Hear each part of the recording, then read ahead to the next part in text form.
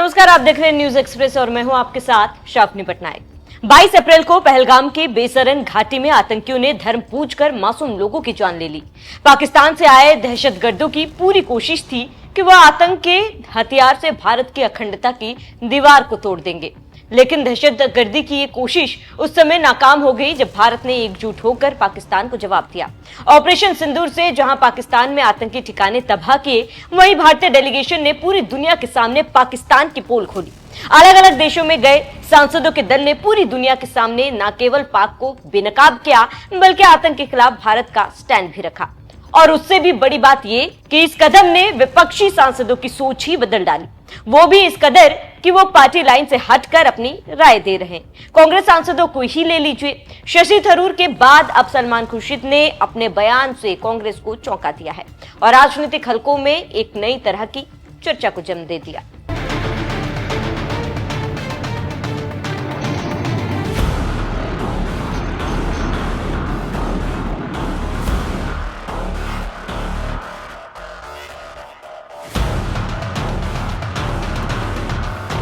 जो थे बीजेपी की नीतियों के खिलाफ, अब वो ही दे रहे सरकार का साथ। थरूर के बाद खुर्शीद ने बदला रुख, पार्टी से अलग राय, कांग्रेस को ऐतराज। कांग्रेस सांसद शशि थरूर इन दिनों अपनी बेबाकी को लेकर चर्चा में है। पिछले कई दिनों से वो खुलकर सरकार की नीतियों, उसके फैसलों का समर्थन कर रहे हैं। यहां तक कि थरूर को पार्टी लाइन से हटकर ऑपरेशन सिंदूर पर पीएम मोदी की तारीफ करने से भी नहीं चूके। शशि थरूर को लेकर कांग्रेस का कंफ्यूजन अभी दूर ही नहीं हुआ था कि सलमान खुर्शीद के बदले रुख ने पार्टी की टेंशन और बढ़ा दी। कांग्रेस के वरिष्ठ नेता सलमान खुर्शीद ने जम्मू में अनुच्छेद 370 हटाने पर बड़ा बयान दे दिया। उन्होंने कहा, अनुच्छेद 370 को हटाने से कश्मीर में अलगाववाद खत्म हुआ और समृद्धि आई है। खुर्शीद ने ये बातें उस वक्त कही जब वो इंडोनेशिया में ऑपरेशन सिंदूर के डेलीगेशन सदस्य के रूप में भारत का पक्ष रख रहे थे। उन्होंने कहा, अनुच्छेद 370 हटने के बाद कश्मीर में विकास हुआ, इसके कारण कश्मीर देश से अलग थलग महसूस होता था, लेकिन अब इसे खत्म कर दिया गया। अनुच्छेद 370 हटने के बाद कश्मीर में माहौल बदला है। सलमान खुर्शीद ने कश्मीर की बदली सूरत को बताने के लिए साल 2024 में हुए विधानसभा चुनावों का उदाहरण दिया। उन्होंने कहा, जम्मू कश्मीर में 65% वोटिंग के साथ चुनाव हुए। अब यहाँ के निर्वाचित सरकार है और इसीलिए लोग जो पहले था उसे वापस लाना चाहते हैं, कश्मीर की समृद्धि वापस लाना चाहते हैं। इस बात से उनका मतलब था कि पहलगाम हमले के बाद कश्मीर की खुशहाली और पर्यटन को नुकसान पहुंचा है, लोग उससे आहत है और वो वापस अपना विकास चाहते हैं। जब खुर्शीद ने अनुच्छेद 370 हटाने का किया था विरोध, साल 2019 में जब मोदी सरकार ने जम्मू कश्मीर से आर्टिकल 370 हटाया था, तब सलमान खुर्शीद कांग्रेस के उन नेताओं में से शामिल थे जिन्होंने इस फैसले का विरोध किया था।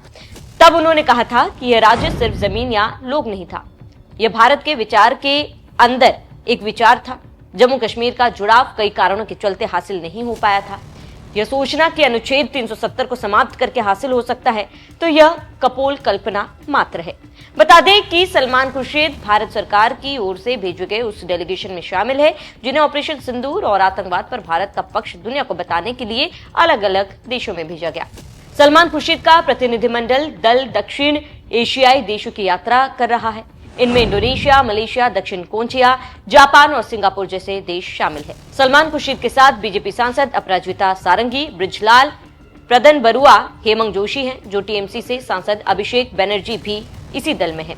वहीं सीपीएम के जॉन बिटास और पूर्व राजदूत मोहन कुमार भी इसी प्रतिनिधिमंडल दल का हिस्सा है। इस दल का नेतृत्व जेडीयू के सांसद संजय झा कर रहे हैं।